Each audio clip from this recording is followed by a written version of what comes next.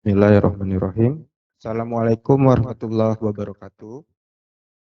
Yang saya hormati Bapak Insinyur Nanang Untung, selaku Ketua Dewan Pembina BKKPII, Ibu Mary Luciawati, selaku Dewan Penasehat Panitia, Ibu Sri Penny Inten, selaku Ketua Umum BKKPII, dan Bapak Bambang Heru Susanto, selaku Ketua DPK UI.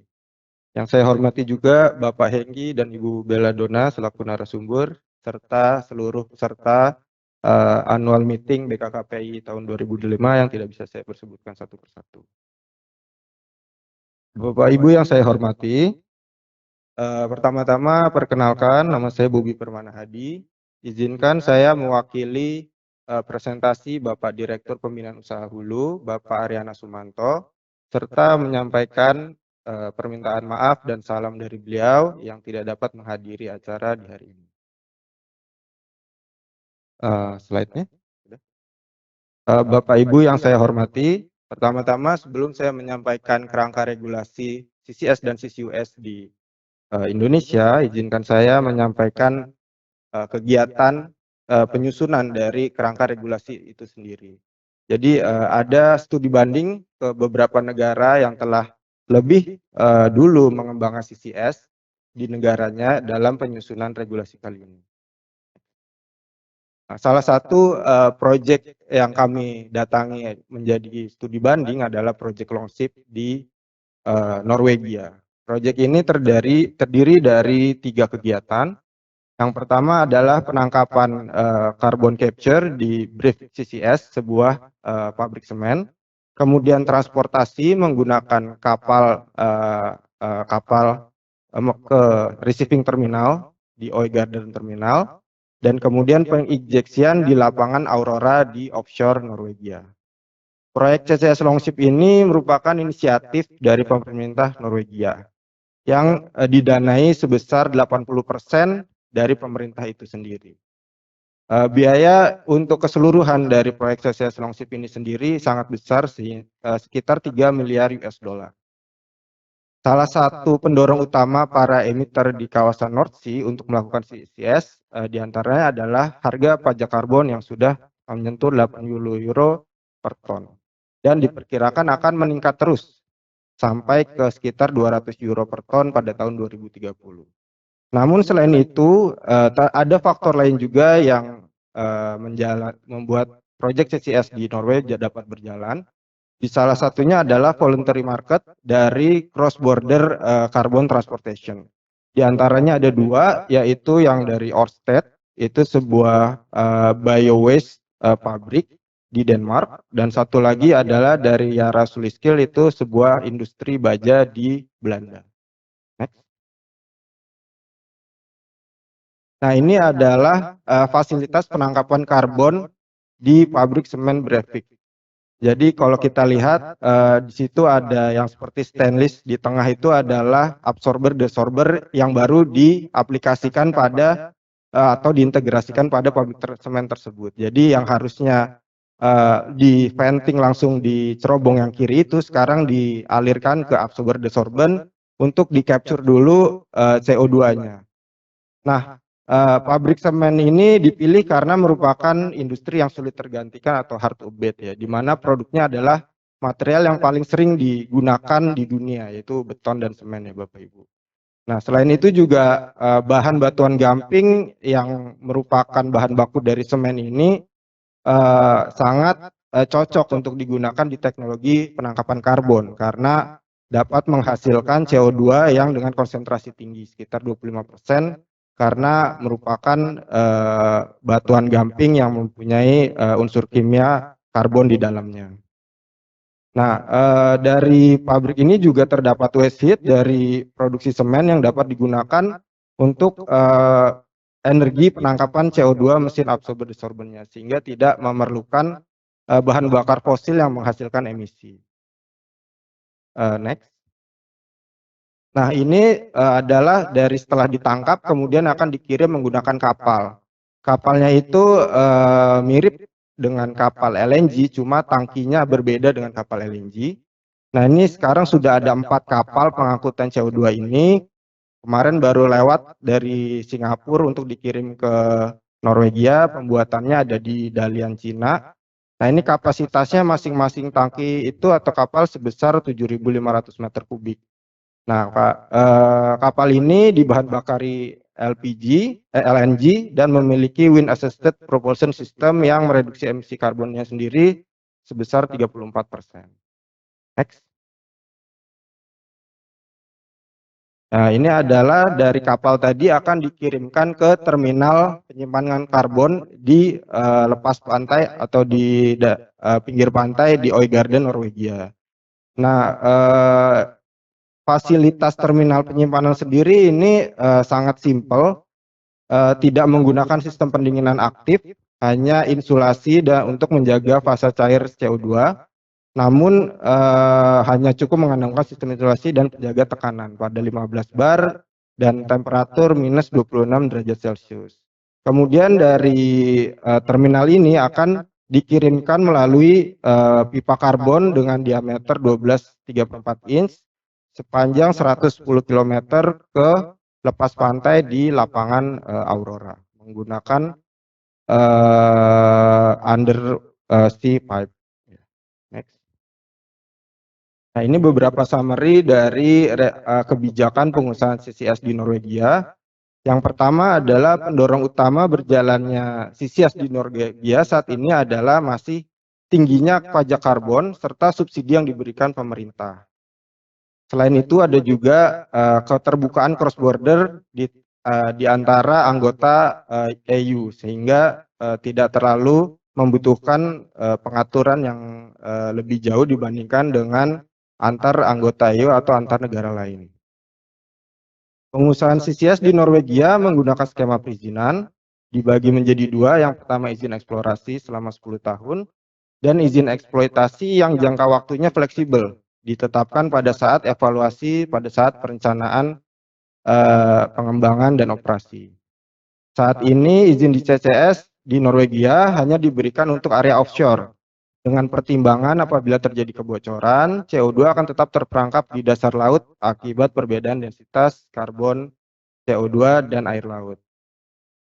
Selanjutnya proses pemberian izin CCS di Norwegia dilaksanakan berdasarkan open door system. Jadi bukan pemerintah yang menawarkan langsung, tetapi menunggu dari perusahaan untuk mempropos, kemudian baru dilaksanakan lelang terbuka oleh pemerintah.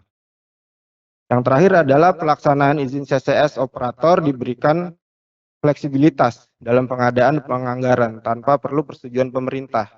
Jadi operator hanya diwajibkan menaati kewajiban yang ada di dalam izin dan dengan pengawasan di bawah Gasnova. Gasnova itu seperti BUMN-nya di Norwegia. Nah, sekarang dari yang kita pelajari di Norwegia, beberapa dapat kita ambil atau kita adopsi ke dalam di Indonesia, tetapi ada juga karena perbedaan-perbedaan kondisi di negara kita, ada yang dimodifikasi. Next. Saat ini kebijakan atau regulasi CCS CCUS di Indonesia ada 4 yang spesifik mengatur yang sudah terbit. Yang pertama yang seperti kita ketahui di tahun 2023 ada Permen SDM terkait CCS dan CCUS masih di spesifik kegiatan usaha hulu migas. Yang kedua ada keluar peraturan Presiden nomor 14 tahun 2024 tentang penangkapan dan penyimpanan karbon, di mana di sini sudah dibuka bisnis CCS secara standalone gitu dengan skema perizinan dan mempunyai wilayah kerja sendiri. Kemudian setelah terbit Perpres 14 dibuat peraturan turunannya yang berupa Permen SDM nomor 16 tahun 2024.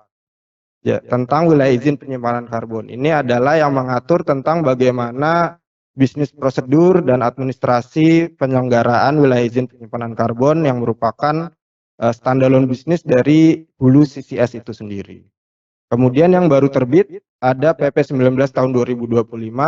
Ini mungkin yang lebih santer terkait perubahan tarif royalti minerba ya. Tapi di situ ada di dalamnya juga telah diatur adalah PNBP terkait CCS di dalam WIPK ini sendiri. Ada 6 PNBP diantaranya bid dokumen, license awarded, royalti, kewajiban finansial, dan kompensasi.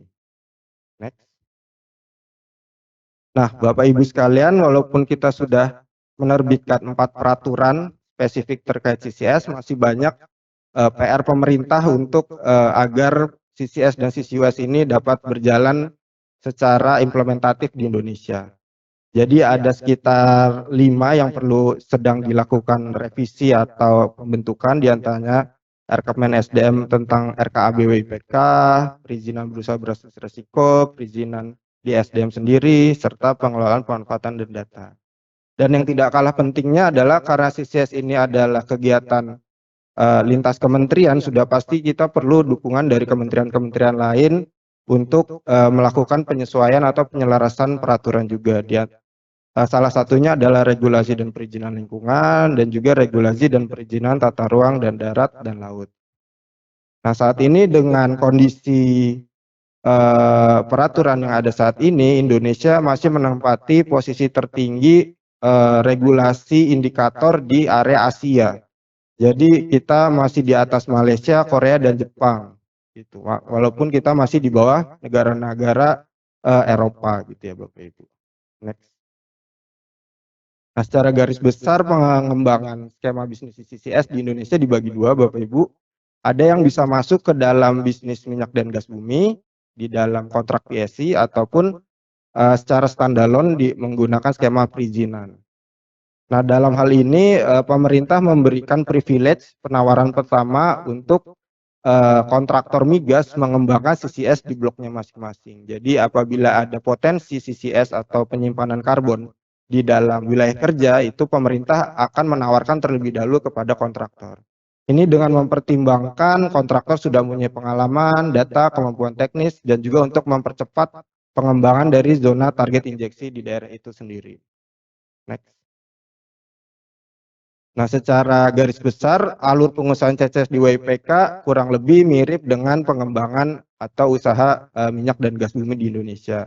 Yang awal dari penyiapan dan penetapan WIPK, lanjut ke lelang reguler dan seleksi batas, dan baru penerbitan izin eksplorasi ZTI. Paralel dengan hal-hal tersebut juga dilakukan inventarisasi terhadap potensi emitter, karena sudah pasti karena ini industri baru, kita harus menginventarisasi apakah market yang tersedia untuk menginjeksikan karbon itu sendiri tersedia. Yang kedua adalah perjanjian bilateral G2G dengan negara emitter apabila ingin dilakukan transportasi karbon lintas negara. Next. Selanjutnya setelah masa eksplorasi apabila telah yakin ditemukan sistem penyimpanan karbon yang permanen, lanjut dengan permohonan pengajuan rencana pengembangan dan operasi yang akan disetujui oleh Menteri SDM. Setelah PDO selesai, akan masuk ke izin operasi penyimpanan karbon, di mana di situ diberikan izin operasi selama 30 tahun yang dapat diperpanjang masing-masing 20 tahun setiap kali perpanjangan. Kemudian apabila telah selesai atau telah dianggap pasca operasi telah selesai dilaksanakan, akan dilakukan monitoring dan MRV. Nah, jangka waktu monitoring dan MRV ini adalah 10 tahun monitoring pasca penutupan. Kemudian apabila sudah tidak ditemukan kebocoran dan telah diverifikasi, baru liabilities akan ditransfer ke negara dari operator. Nah, selama proses ini juga paralel dilakukan perjanjian jasa penyimpanan, ini B2B antara operator dengan emitter, yang nanti akan perlu persetujuan dari Bapak Menteri, kemudian rekonsiliasi aktivitas dari penyimpanan karbonnya itu sendiri yang akan diawasi oleh Direktorat Jenderal Migas. Next. Nah, tadi dari sisi regulasi dan peraturan Bapak Ibu, tapi secara konkret masih banyak hal-hal yang perlu kita perhatikan bagaimana mewujudkan pengusahaan CCS di Indonesia, terutama dari sisi keekonomian. Next. Nah, saat ini mungkin mengupdate tadi dari slide-nya Ibu Mary. Jadi as of Mei sekarang Bu, itu tercatat sudah ada 19 proyek CCS CCUS. Jadi nambah 4. Itu ada sekitar 30 permohonan pemanfaatan data dari 12 kontraktor yang diajukan ke Ditjen Migas. Nah, ini membuktikan bahwa memang bisnis ini semua orang berlomba-lomba untuk mengembangkannya gitu ya. Jadi studinya sudah bertambah terus setiap tahun dan mungkin akan bertambah terus sampai tahun 2030. Next. Nah, bagaimana supaya studi-studi yang tadi itu tidak hanya jadi sekedar studi gitu, bisa masuk ke dalam fase pengembangan bahkan komersialitas. Nah, di Genmigas juga telah melakukan analisa sensitivitas apa saja parameter keekonomian yang mempengaruhi dari keberhasilan proyek CCS gitu. Kalau kita lihat di sini yang paling mempengaruhi adalah terhadap keekonomian diantaranya adalah injection volume dan capex gitu. Jadi untuk mengembangkan CCS ini sangat diperlukan market yang besar gitu. Jadi yang mau menginjeksi harus banyak supaya dapat ekonomis. Yang kedua adalah teknologi. Ya teknologi itu supaya bisa menghemat capex atau biaya dari pengembangan proyek itu sendiri. Jadi kedua inilah yang paling mempengaruhi. Sedangkan storage fee dan OPEX itu cenderung tidak mempengaruhi karena lebih fleksibel terhadap perubahan dua faktor utama yang tadi. Kemudian sama dengan industri migas, industri CSS juga memiliki nilai keekonomian yang berbeda pada setiap lokasi tentunya. Yang di offshore berbeda tentu saja dengan yang di onshore dan di area stranded atau frontier juga berbeda dengan yang sudah develop. Next. Nah, memperhatikan hal tersebut juga memperhatikan keadaan domestik, tentu saja kita belum bisa mengandalkan market domestik untuk mengembangkan CCS saat ini karena kemampuan emitter di Indonesia kalau kita berkaca dari Norwegia tadi dua unsur utama yang menjadi driving force gitu untuk bisa berhasilnya CCS ini adalah atau orang mau melakukan CCS adalah pajak karbon yang tinggi dan dua subsidi dari pemerintah gitu. Nah, dua-duanya ini belum ada gitu di Indonesia, subsidi sebesar Norwegia belum bisa dikeluarkan oleh pemerintah. Dan juga pajak karbon di kita juga angkanya masih jauh lebih rendah dibanding negara tetangga kita. Nah, untuk itu pentingnya cross border transportation untuk menangkap potensial market untuk Indonesia. Apalagi Indonesia sendiri di Asia Pasifik ini memiliki potensi penyimpanan karbon paling besar gitu di antara negara-negara tetangga lainnya gitu. Jadi memang banyak dari negara-negara lain perwakilannya yang sudah datang ke kami untuk menanyakan bagaimana untuk bekerja sama melakukan pengembangan CCS di Indonesia gitu. Karena memang sekitar 572 gigaton itu ada di dalam Indonesia sumber dayanya. Next. Nah, banyaknya kontroversi yang terkait transportasi lintas negara ini memang tidak dipungkiri. Ya, jadi memang banyak yang harus dipertimbangkan dari cross border transportation ini. Ada yang memikirkan liabilities-nya, titik serahnya di mana. Nah, itulah yang di sini kita harus lakukan koordinasi dan kolaborasi karena banyak sekali berhubungan dengan Kementerian Luar Negeri, Kementerian Lingkungan Hidup, itu yang harus kita susun bersama untuk supaya ini bisa tercapai gitu.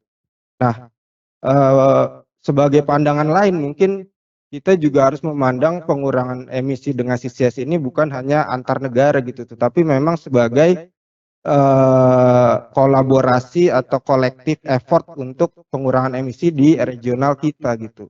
Sekaligus mensubsidi emiter domestik untuk dapat melakukan CCS.